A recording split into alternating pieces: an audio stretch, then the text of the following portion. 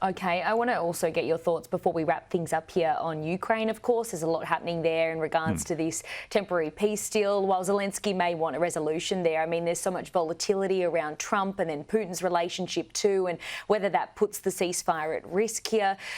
On the other side of this, I know that you've got some thoughts on this. Do you support sending Australian troops to Ukraine for a so-called peacekeeping mission here?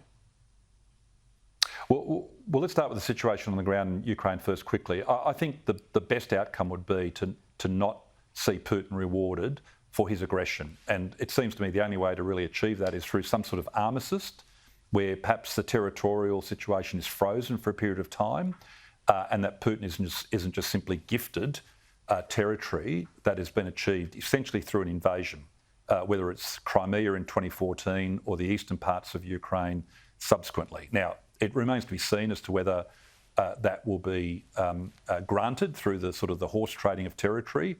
Personally, I'd like to see him not win any territorial gains at all, at least in a permanent sense, but perhaps an armistice being put in place and a longer-term peace effort then being put in place to resolve territory.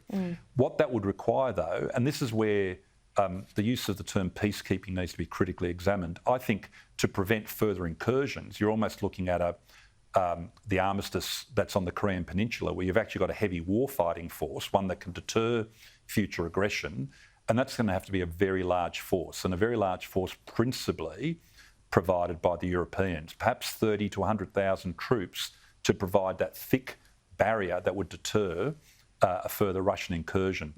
Holly, if we had a larger defence force, 2 or 3 times the size of our current defence force, yes, we should probably consider sending troops. Our defence force is too small and we've got priorities here back home.